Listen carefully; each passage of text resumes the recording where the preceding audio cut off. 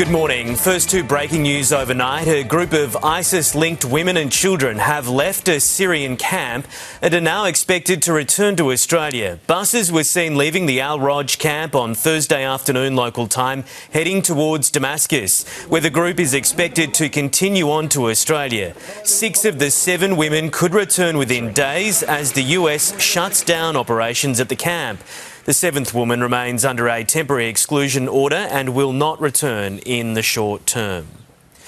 To more breaking news, and the British government has revealed the late Queen Elizabeth pushed for her son, Andrew Mountbatten Windsor, to be appointed as the UK trade envoy. Let's go live to Europe correspondent Isabel Mullen in London. Izzy, these claims have been revealed in newly released documents.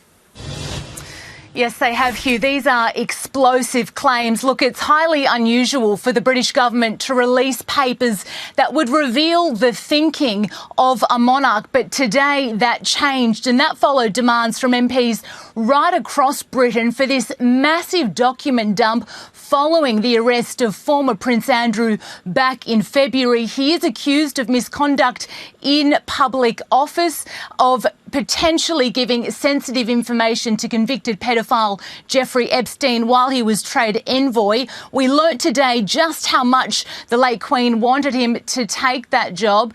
She wrote, as we just saw, the Queen's secretary wrote, the Queen is very keen for the Duke of York to take a prominent role in the promotion of national interests. No other member of the royal family is available. Now, this raises questions over whether the late Queen had that soft spot for her favourite son. Former Prince Andrew has always denied any wrongdoing. Hugh. OK, Izzy, thank you.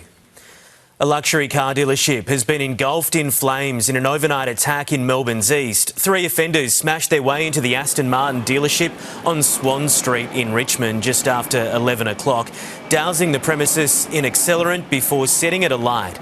The group fled in a getaway car, reportedly leaving their shoes behind. 2 cleaners inside at the time were not injured. A crime scene has been declared, with police now hunting the arsonists. A bike rider has been rushed to hospital after a serious crash in Logan, south of Brisbane.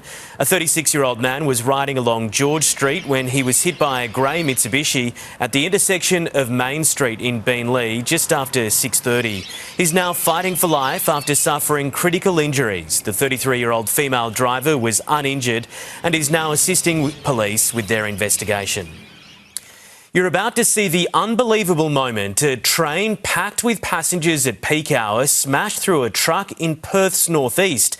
The impact so extreme it ripped the truck in half, but incredibly, nobody was seriously injured, including a young family who narrowly escaped when debris hit their car. A desperate warning, but there was no stopping this.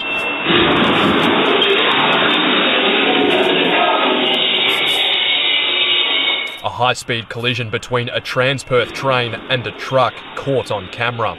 Despite the barriers, flashing lights and signals, the truck rolled onto the crossing at Guildford around 4 o'clock, the impact almost knocking the train off the tracks. It sent debris flying, a bobcat and axle landing metres away. Somehow, no one on board or on the road was badly injured. But it was the Robson family who had the closest call of all. The wheels have come flying through the air and smashed into our car, and it's been a bit wild actually. Emma Robson and her 2 young sons surviving a direct hit. Her husband and their daughter were standing at the crossing, watching it all unfold. That slow motion, kind of the train hit the truck and then it just went nuts. No one's hurt. Got my lucky necklace on, the boys are okay, Glenn's okay.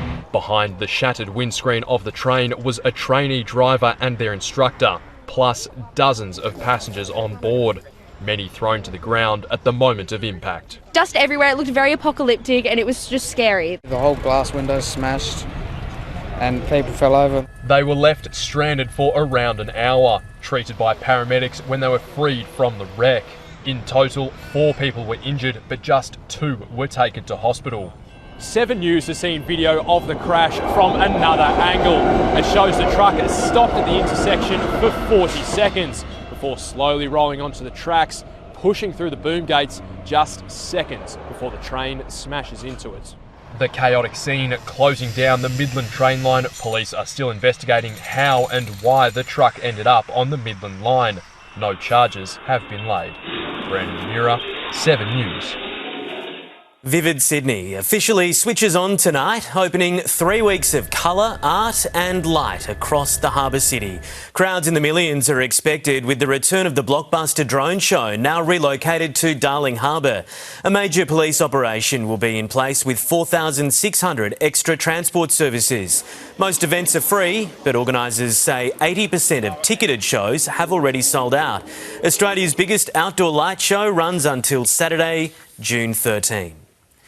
Checking the weather now. Brisbane partly cloudy 23 today. Sydney showers easing 21. Canberra morning frost partly cloudy 18. Melbourne partly cloudy 17. Partly cloudy for Hobart 18 degrees. Becoming cloudy in Adelaide 20. Perth sunny and 19. A sunny day in Darwin and 32 degrees.